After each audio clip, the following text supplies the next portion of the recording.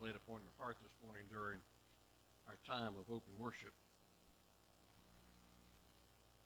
I want to share something with you this morning, a little secret. I'm sure if it's a secret or not. I'm sure you probably already realize this. God has a problem. You know what God's problem is? Us. It is. God's problem is us. And the reason is because God will not rest until we each, every person in the world that's alive, has an opportunity to come to know the truth about him. He won't rest. You know why that is? It tells us in 1 Timothy chapter 2 that God desires all people to be saved. Now that's his desire, but we know that that's not what happens, is it? I mean, as parents, you know, we had desires for our children, and then always went the direction that we hoped they would go. And I think, you know, God is our parent image. It's that same idea that he desires us to understand the truth about him, and so that we can have a purposeful and full life. But even though he knows that all of us will follow him, his desire is that all of us have a chance to know him, know his son as Lord and Savior, and know the truth about who he is. I don't know if you're like me. Sometimes I go to bed at night, and I get out and lay in bed, and I think, did I lock the front door? Is the garage door still open? Do you ever have those little obsessive, Mary didn't raise her head, no she didn't, she just goes to sleep. You and me worry about the obsessive compulsive, you know, they'll lock the back door, and I would get up, and 5 minutes ago, I know I checked the doors and stuff, and I get in bed, did I really check? I get up and check them again, check the garage door before every once in a while somebody leaves the garage door open all night long. And so I have to go back and check that. But, you know, have you ever known anybody has that kind of an obsessive compulsive type behavior? I mean, not necessarily the personality, but I think all of us have a little bit of that obsessiveness and compulsive when we get anxious, you know. There was a movie years ago with Jack Nicholson, and he played the part of a man who had this obsessive compulsive disorder, and you know, he couldn't step on any cracks on the sidewalk, you know. And when he locked his door at night, he had to go through a certain progression to get to that, to make sure, because if he didn't do it right, he'd have to undo it, start it again, until he got the progression just right, so he was sure that the door was locked.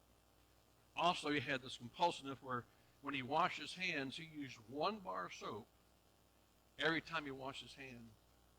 And so after he washed his hands, he threw that bar of soap away. Everybody see that movie? It was just crazy. But that's how some people are in their lives about the obsessive compulsive part. The brain is obsessed that no amount of focused on behavior is ever enough.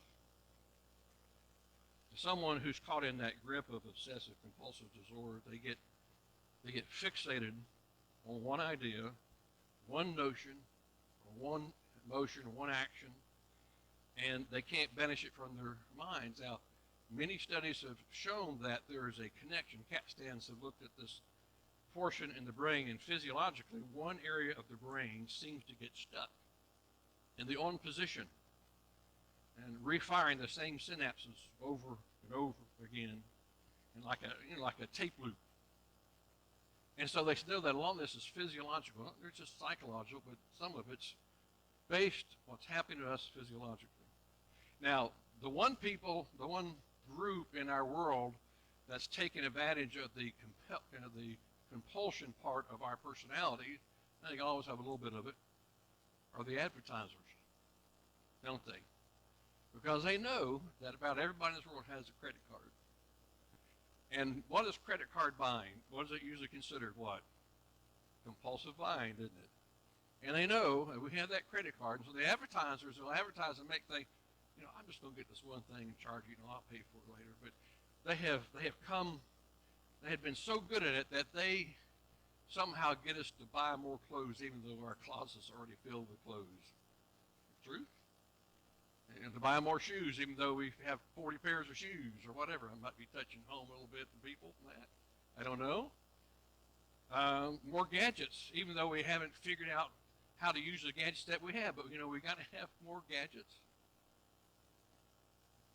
We get rid of the car that's paid for because we don't want to, get its value going too much before we have to trade it in again. Even though the car is paid for and it's perfectly good shape, we gotta get a new car. We buy anything that seems to make us look more handsome, younger, beautiful, richer. And so that's the idea of the compulsive part of our life, obsessive, compulsive. Our culture makes it so easy to see that this behavior is okay.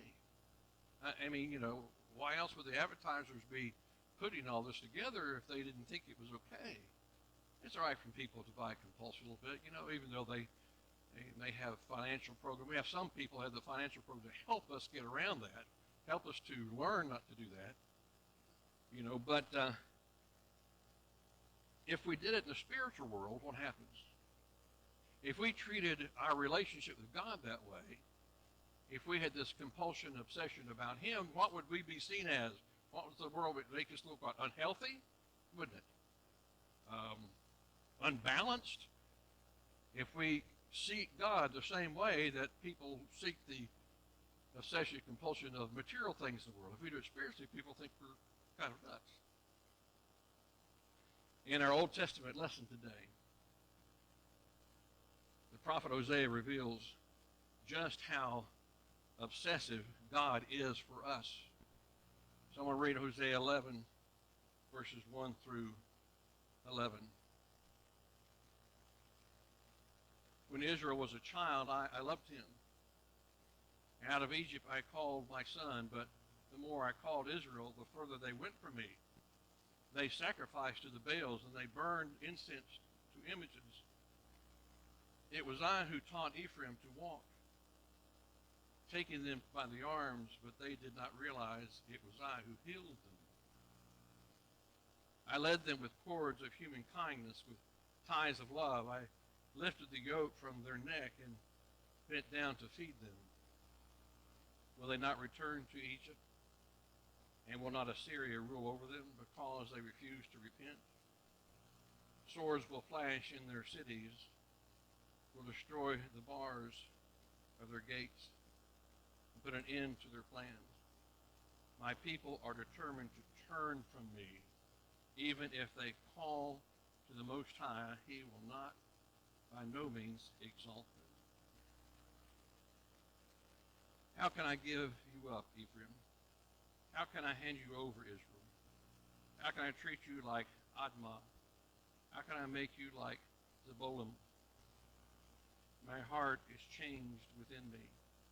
All my compassion is aroused. I will not carry out my fierce anger, nor will I turn and devastate Ephraim, for I am God and not man.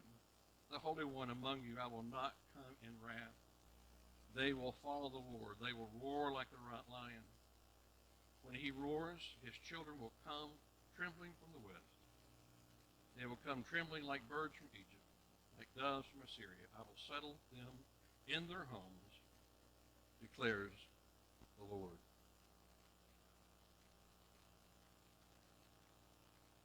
Ever since God took that risk and He created us, He created us in a manner that He could have a relationship with us.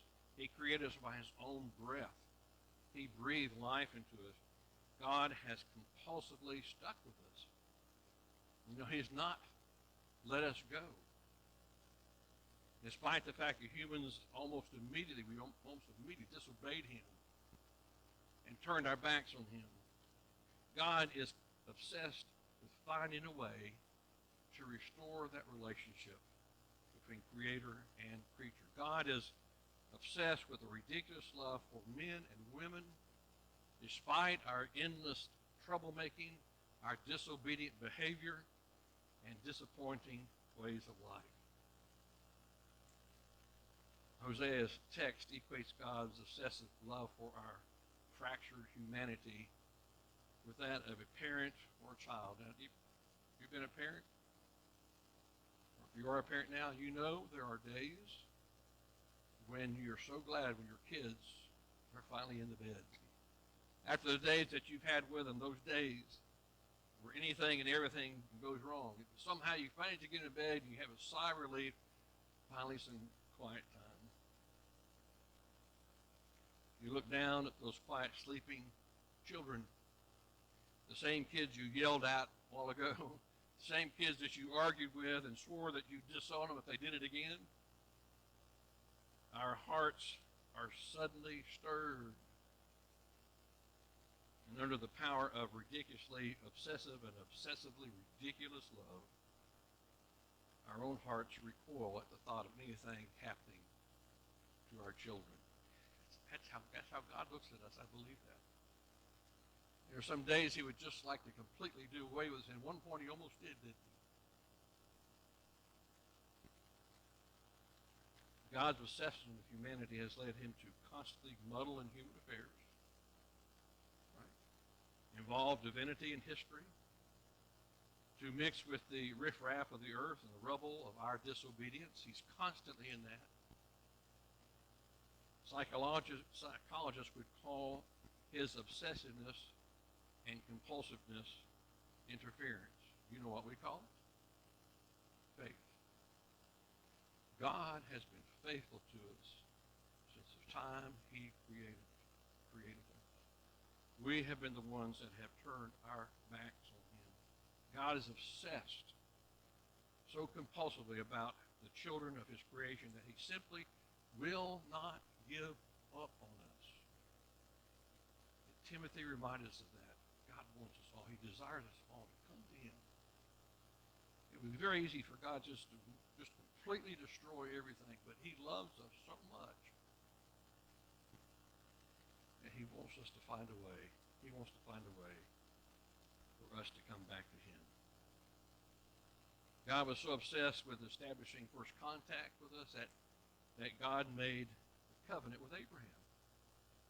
The first covenant with him.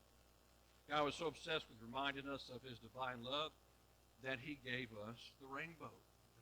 One time he almost destroyed the world completely. God was so obsessed with finding us a home that God led Moses to lead the Israelites out of Egypt. God was so obsessed with teaching us that he gave us his 10 Commandments, because in the giving us those 10 Commandments and us reading them and learning what we learn from that, first of all, we learn what sin is, and then we also learn that if we want a full, healthy relationship with God, these are the things we need to do. They weren't just laws and rules to put down. He said, if you want to choose life, follow my instructions.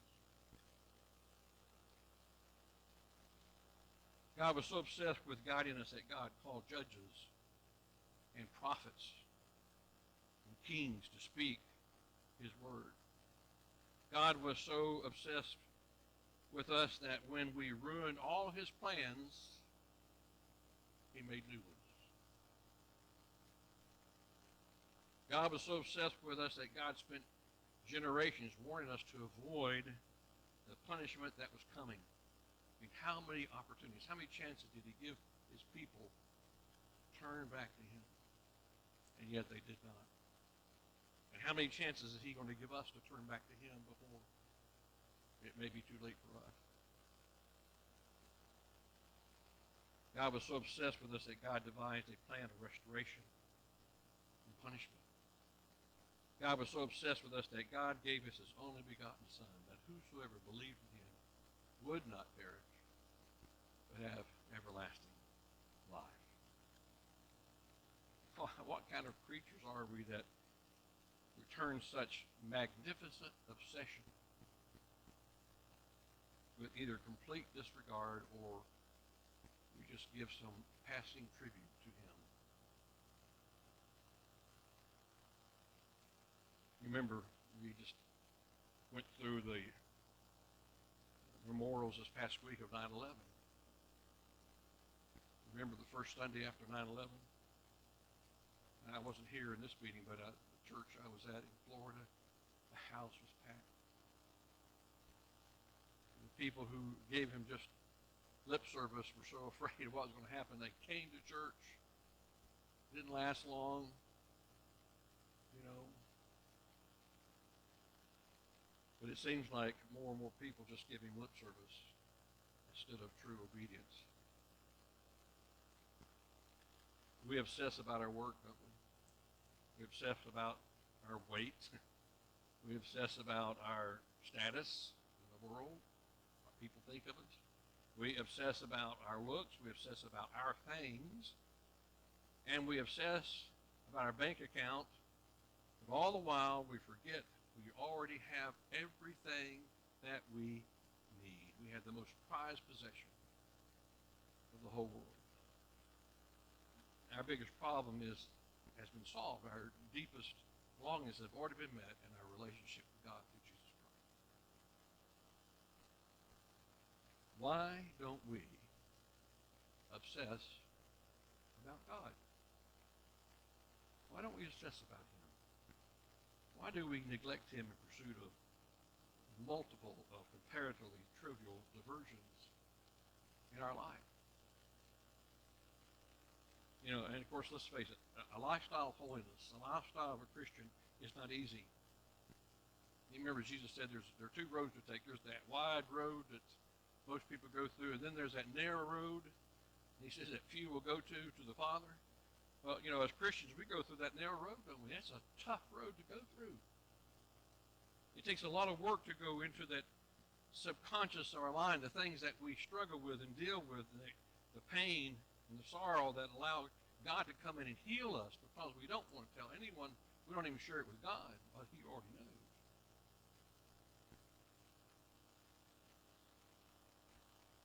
It's hard to keep bearing fruit in a world that keeps trying to knock the fruit off our trees. A life of holiness, a life of serving God is not easy.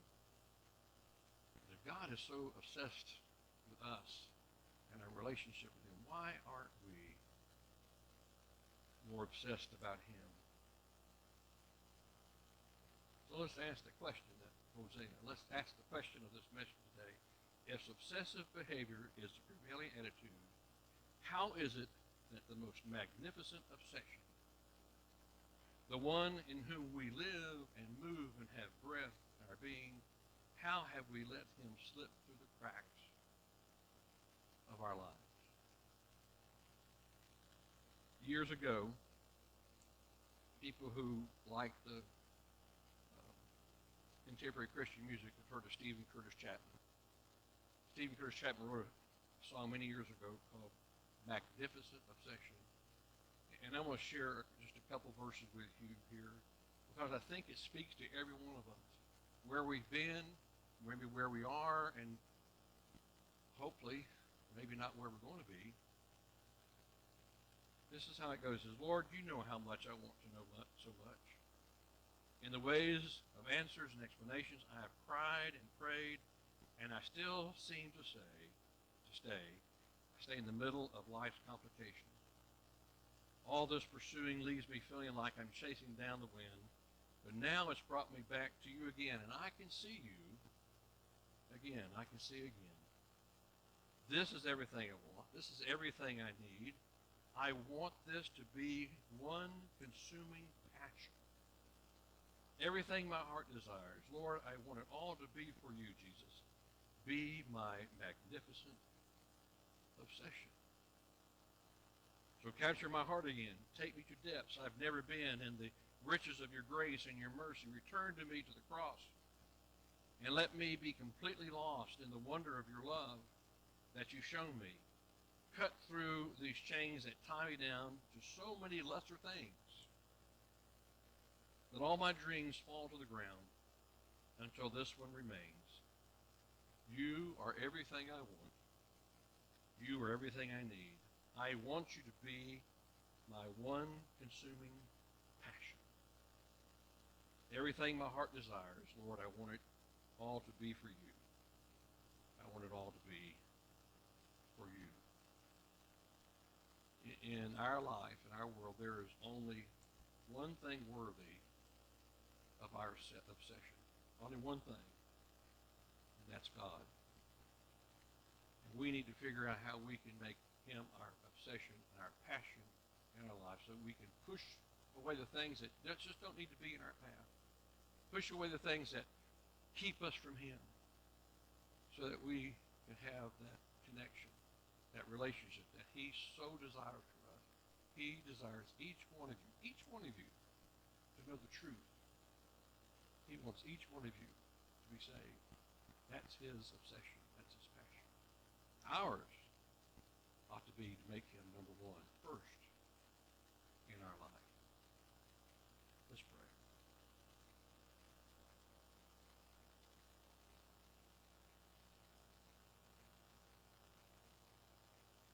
Father, we live in a world that's obsessed by many things that draw our attention away from you, and we think we have to have those things. We're obsessed by those things. We have things that we get compulsively, but Lord, our relationship with you ought to be the thing that we really have our obsession about, that compulsion about serving you and loving you and seeing where you have us to move and go in life. And the reason is because you have our best interests at heart. And we can't see that. We think we're the only one that has the best interests of ourselves, but it's you, Lord, who sees through all that and tells us that you have our best interest. Lord, help us to trust you. Help us to have the kind of faith that you have in us. You've been faithful for so long. Lord, may we be faithful to you. We ask this in your Son's name, Jesus Christ. Amen. Thank you all for coming this morning. Don't forget the 3 o'clock class and sign up for Wednesday night supper. We are studying the parables for the next month or so.